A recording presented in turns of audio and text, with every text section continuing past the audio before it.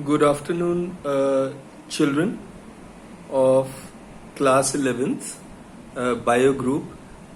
We are continuing from the fourth chapter, which was there in the old book about Kingdom Mondra, and we have come to the new book in which we would be going forward from page number 68, and this is chapter 2 in the new book, which speaks about biological classification, children.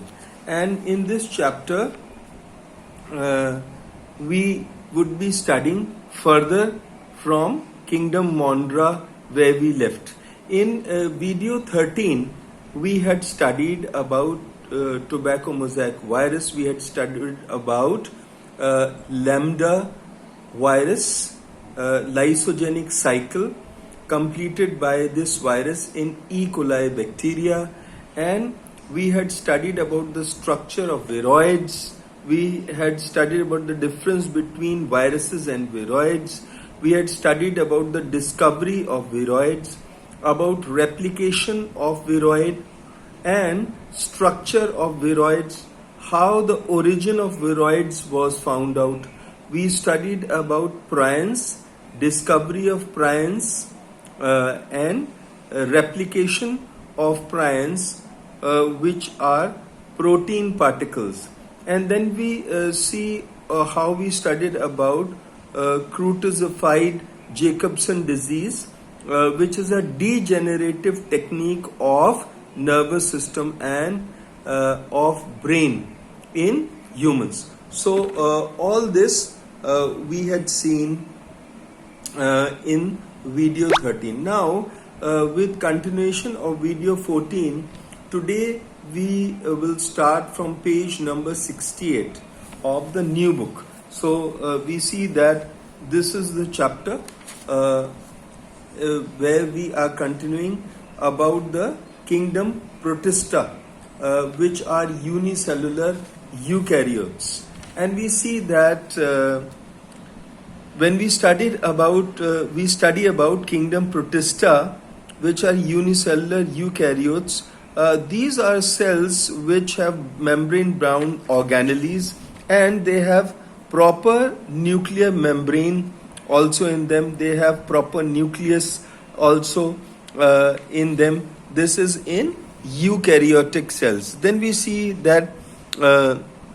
Let us see the location of protistans. Protistans are diverse. They are found a lot in water.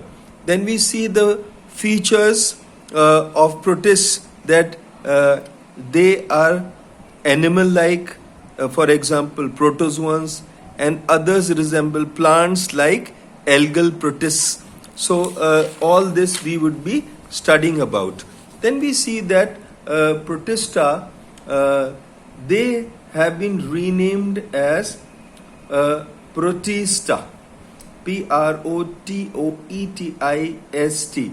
The phylogenetically or through ancestral history, we have found that they are linked with prokaryotic Monera and the complex multicellular kingdoms of plants, fungi, animals. The protists, they evolved almost 1.6 billion years ago, and it is believed that Protista gave rise to fungi, to higher plants, and multicellular animals.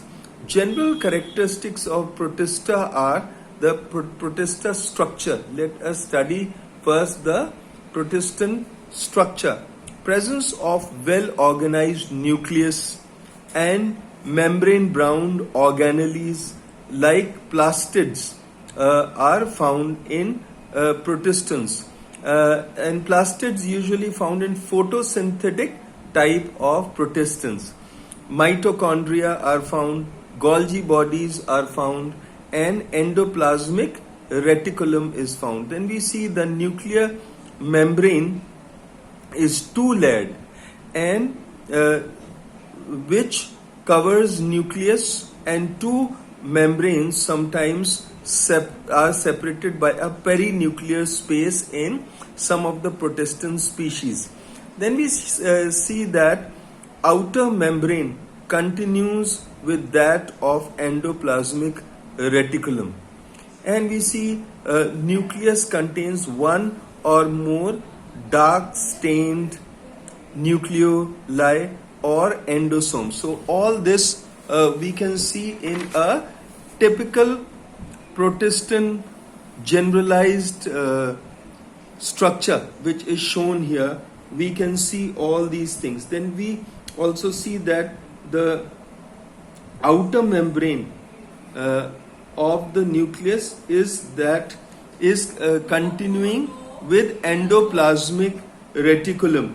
The nucleus contains one or more dark stained nucleoli or the endosomes. Then we see there is great variation in the morphology of the chromosomes that are found in protists. The Golgi body, here you see the Golgi body. The Golgi body is composed of 2 to 20 flat vesicles. Golgi body is composed of 2 to 20 flat vesicles which are arranged. These flat vesicles we see, these are arranged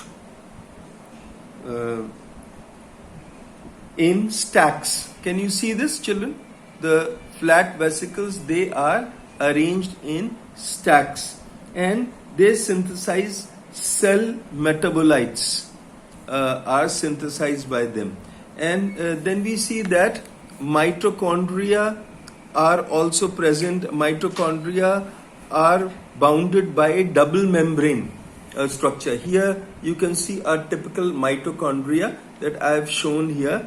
They are bounded by a double membrane, and the inner membrane is projected into the lumen, forming finger-like projections called cysti. Do you see these finger-like projections, children? These finger-like projections, they are known as cristae. And the lumen is filled with a granular matrix here. Do you see the lumen here? This is filled with granular matrix and is membrane bound. This is also membrane bound. The matrix contains nucleic acids. Which are the nucleic acids, children? RNA and DNA nucleic acids. Then we see mitochondria are respiratory centers of organisms where respiration takes place. Then we see that the endoplasmic reticulum, they are made of interconnecting tubules connecting outer membrane of nuclear envelope. The endoplasmic reticulum is studded with ribosomes, which is a site of protein synthesis of the cell. Then we see that protists, they have cell wall, and the protists, they have many flagella or cilia for locomotion. For example, you can see here in protista, you can see there are many parts for movement in different kind of protists. So we see that the protists, they have cell wall, they have many flagella or cilia for locomotion at times. Then we see that flagellum consists of a peripheral 9 peripheral flagellar parts and 2 central fibrils. So here you see 9 fibrils, 1, 2, 3, 4, 5, 6, 7, 8, 9 fibrils which are arranged in a circular fashion, and we see a double or 2 central fibrils in the transverse section of the flagellum of a protist. All fibrils, they remain enclosed within a common covering formed by the plasma membrane. So these are bound by plasma membrane. Then we see that protists, they show locomotion they have simplest type of locomotory organelles like the pseudopodia. Here you can see the pseudopodia coming out from amoeba. And in pseudopodia, we see that they are temporary structures which are formed by the steaming flow of the cytoplasm. We see that there is forward movement of the sol, which is a part of the cytoplasm, and there is backward movement of the plasma gel. So when we see that this plasma gel, it moves peripherally backwards, and then it comes in the middle and pushes forward. The forward movement of the sol produces the shape of a pseudopodia. So pseudopodia are temporary structures. They are formed by streaming flow of the cytoplasm, and these are present in protists which do not have definite pellicle. In amoeba, we see pseudopodia are formed by extension of ectoplasm with axial core of endoplasm. The retraction and formation of the pseudopodia are called amoeboid movement. So sometimes the pseudopodia are pushed outside, sometimes they are retracted in, or they are taken in. So these movements are called the amoeboid movements. Then we see that there are other locomotory structures like the flagella. So like in Euglena, it uses flagella for locomotion, and these flagella are locomotory organelles of flagellated protists. And you can see the flagellar movement here. You can see a wave-like movement like this, and there are rotatory movements also when it rotates on its axis. These are known as euglenoid movements. And in euglenoid movements, there are sometimes wave-like whipping and gliding movements also included in euglenoid movements. There are myonemes. There are certain contractile structures that are found in euglena. These are known as myonemes, and these myonemes, they are having protein filaments that shorten rapidly or they elongate rapidly. So this causes the euglenoid movement in euglena. Then we have ciliary movement, or we have got the movement of cilia. Highly vibratile, small ectoplasmic processes resembling flagella in their basic structure. The movement of cilia is coordinated by a complex and contractile system of myofibrils.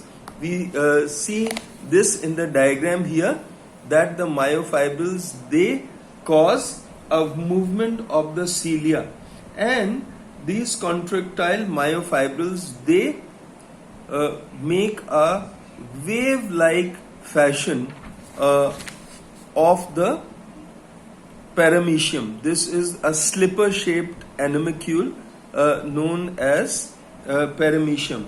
And the paramecium, they also show gyrating movement. It can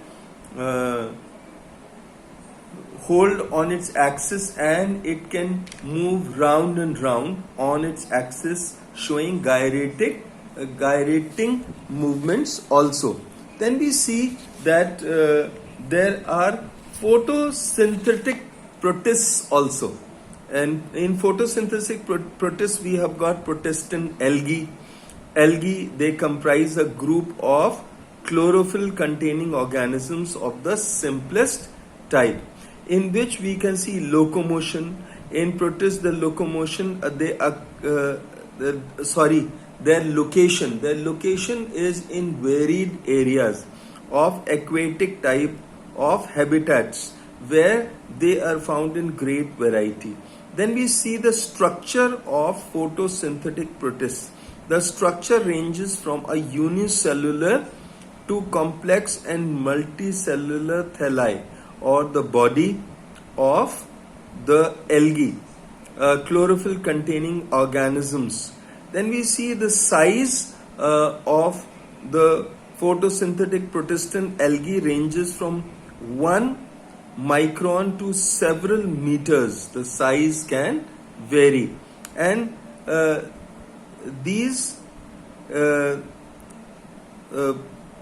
protists, they can be divided into 3 groups of algae protists, which are chrysophytes, dinoflagellates, euglena-like flagellates. Which are the 3 types of protist in algae? These are chrysophytes, dinoflagellates or dinoflagellates, and euglena-like flagellates. And we will continue with the study of these 3 in great detail in the next video. So till then, children, wish you all the best. Have a good day. Thank you.